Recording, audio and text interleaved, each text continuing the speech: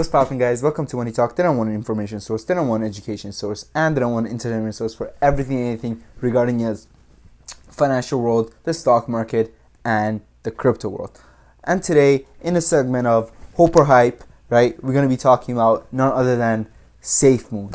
Alright, guys? So with that being said, let's get this video on Safemoon started.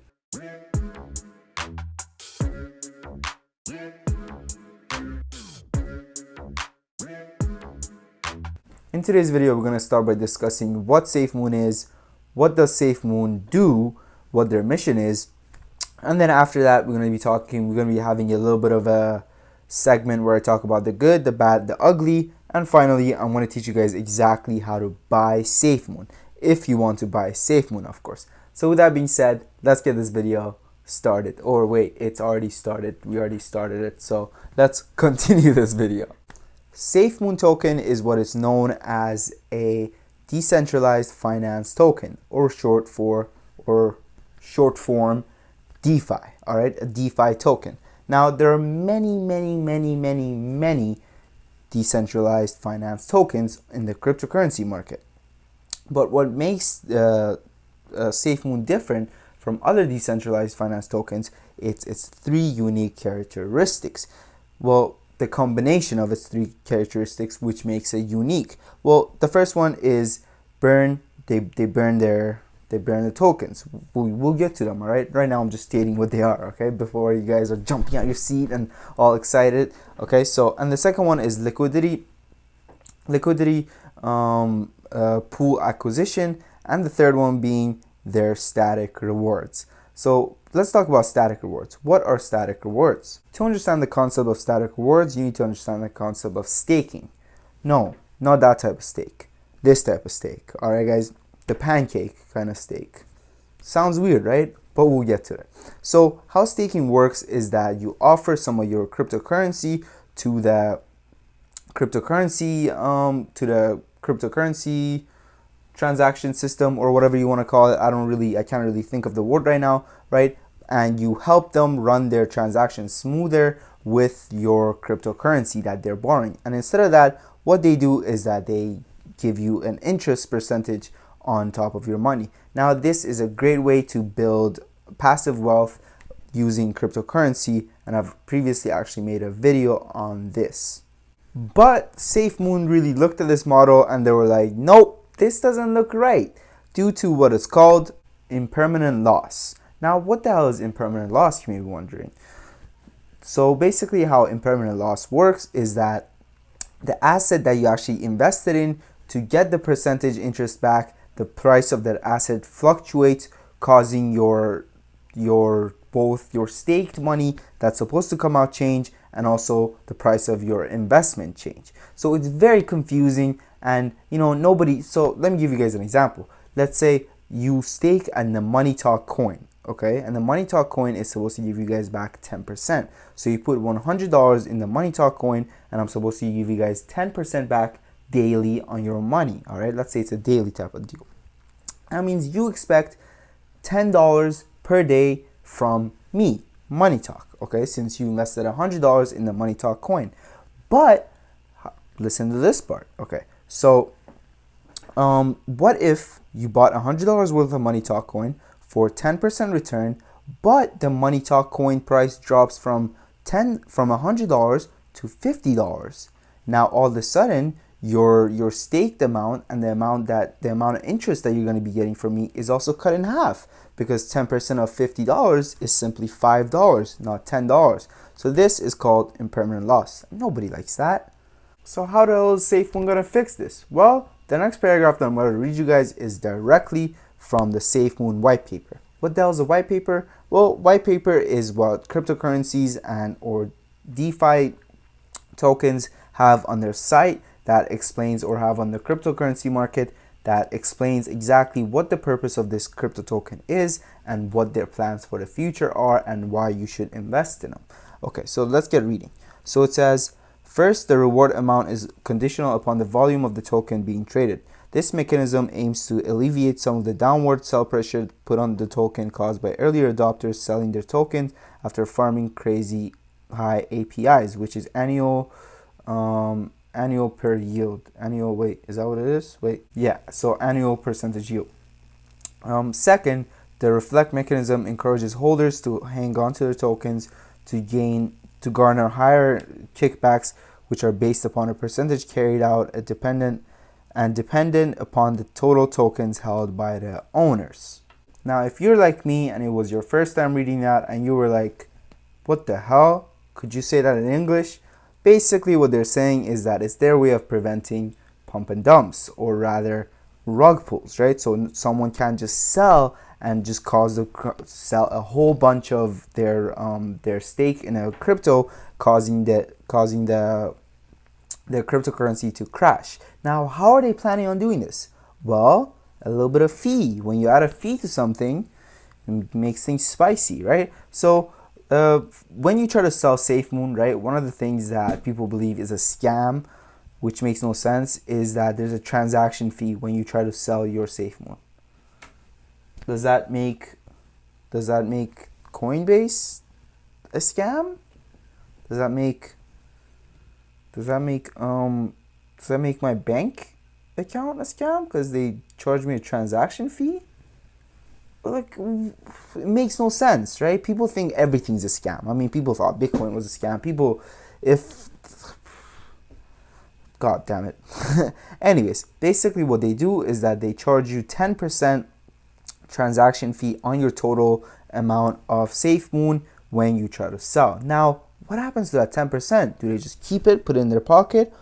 Or, that's right, well, 5% of that 10% is distributed amongst the rest of the holders of SafeMoon. Meaning, let's say you sell $10, or your transaction fee is $10, okay, from selling your SafeMoon crypto wallet or whatever, okay? Now, that gets cut in half. $5 of that is split amongst every single person that holds SafeMoon. Now, that may be like, you guys may be like, wow, so everybody makes like $0.00000000001. Well, yeah, that's because your broke ass only your 10% was only $10, all right? But let's say a crypto whale tries to sell their SafeMoon, and their 10% fee is like $1 million or $10 million or some crazy amount. Well, 5% of that added to your account. Obviously, if someone tries to sell an ungodly amount, that 10% of that is $10 million, right? The price would drop, right? It would budge at least, okay? But it wouldn't budge as much because at least 5% of that is being redistributed back into the ecosystem of SafeMoon. The other $5 that they hold, well, $2.50 of it is sold by the contract into BNB, right? Which is Binance. And the other $2.50 is added as a liquidity pair on PancakeSwap.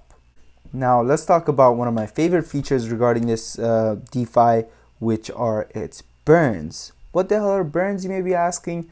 Well, burns are when an organization or a cryptocurrency team burns their tokens and burns a certain amount of the total supply of the token that they have. Well, what does this do? It decreases supply, and when supply is less, the price goes up, right? So supply and demand. I mean, it's simple stuff, guys. Come on now. But when? How often? How do they do this? Well, I don't know about the how, but I know when and how often. Well, actually, I don't know when and how often. And that's why it gets a little bit of a touchy subject, okay, guys? Because the team behind SafeMoon has decided to kind of just do it randomly and based on achievements and the growth and the milestones that SafeMoon actually hits. So there's not a real point where you could be like, oh, so when SafeMoon reaches, let's say, so when SafeMoon reaches $1, they will burn 1 million coins. No. Tomorrow, let's say the SafeMoon Twitter hits 1 million followers, and the SafeMoon team comes out saying, "Hey guys, we decided to burn this many tokens to celebrate." Now, why to celebrate? Like I said earlier, everyone's holdings price goes up since the supply is lowered now and the demand has stayed the same, right? Now, I find this really cool. Personally, I find this really cool, although it is a little bit scary, but I find it really cool because it motivates the community, and it motivates the people to come together. Now, is this technically market manipulation? Is it gonna make the investors money? So do we care? No, we don't care. As if the stock market, as if every single market isn't already manipulated by the freaking hedge funds. All right, guys. So I don't mind. I don't care about manipulation anymore at this point. I'm just like, screw it, manipulate me, pay me, but manipulate me, but pay me. All right, I'm all yours.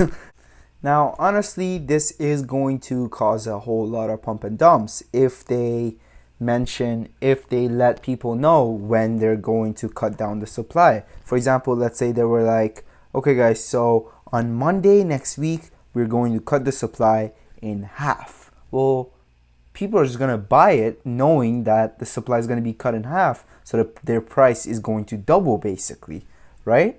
It will be a 2-to-1 cut, basically. So that will cause a lot of people to buy, and then when the 2-to-1 ratio happens, to sell, causing what is known as a pump and dump.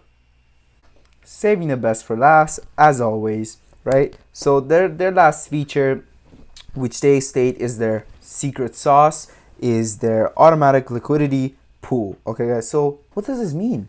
How does that work? Well, they basically take a whole lot of bunch of SafeMoon from buyers and from sellers, and they lock it up in a place, in a vault, okay, in a SafeMoon vault.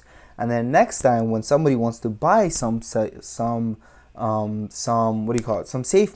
but there are no sellers, do you know what that does? They take some SafeMoon out of that vault and they give it to the person that wants to buy SafeMoon. And let's say somebody wants to sell SafeMoon and there's nobody selling SafeMoon. Well, they take their SafeMoon and they put it into the vault. All right, so that kind of helps liquidity,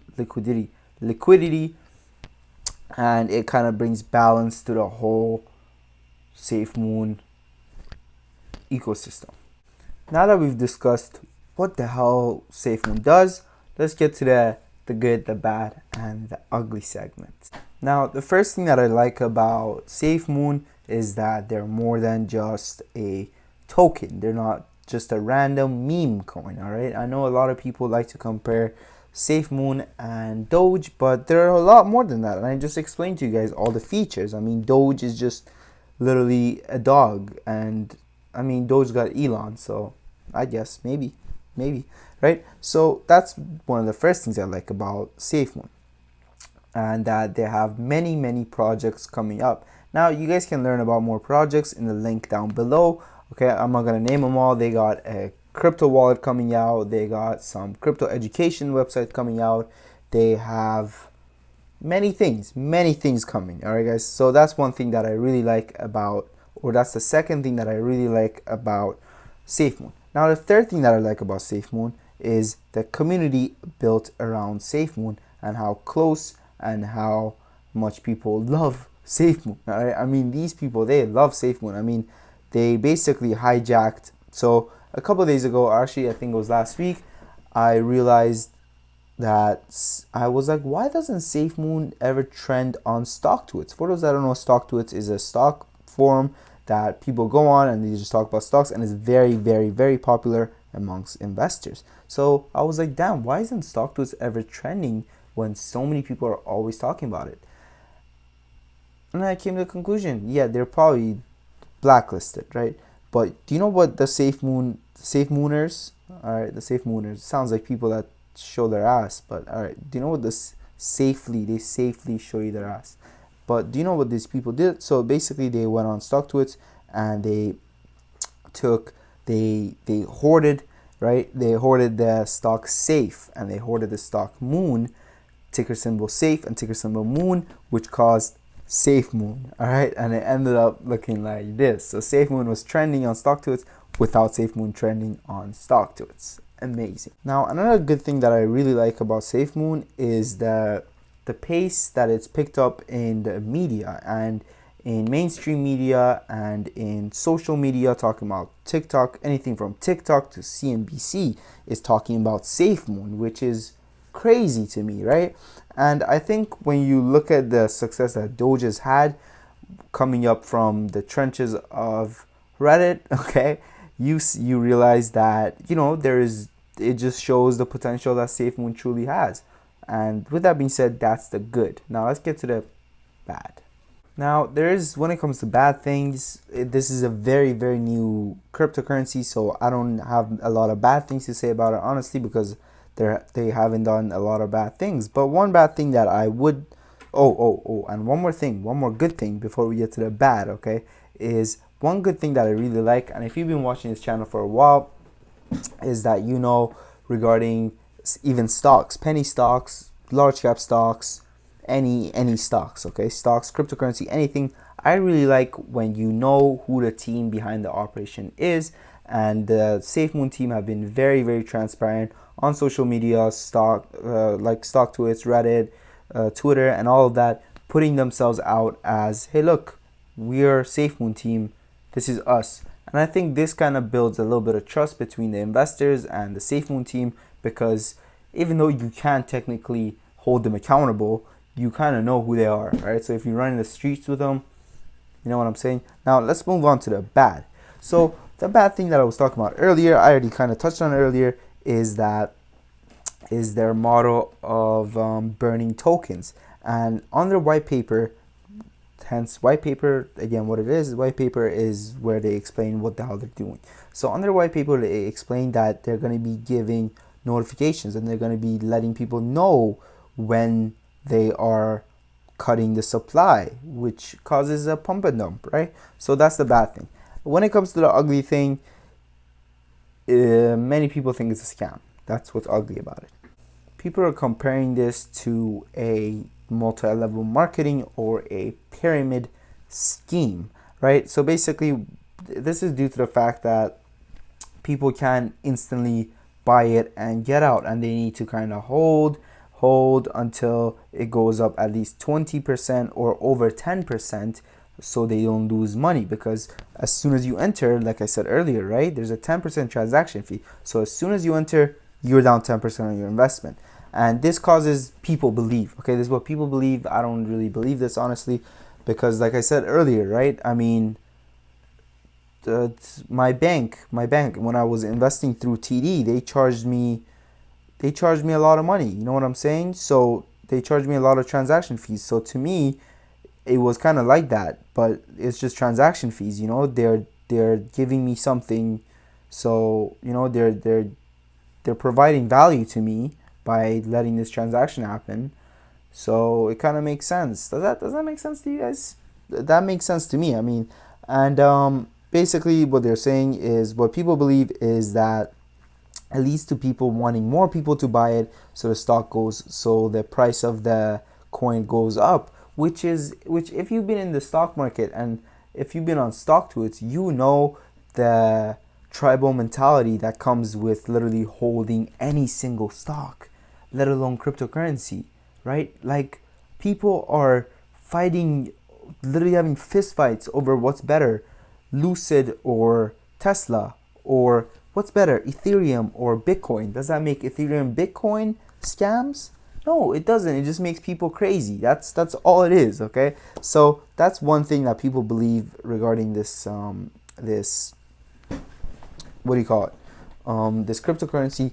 People think it's a scam, but it's not a scam, okay? Personally, I don't think it's a scam. It's not a scam. Let's be honest. If you look at it from a logical mind, you understand that their operations actually have valid explanations behind them, right? Everything they do, they kind of explain why they're doing it and what is happening. So to me, it's not a scam. Now that we've covered this, let's talk about how you can buy freaking SafeMoon.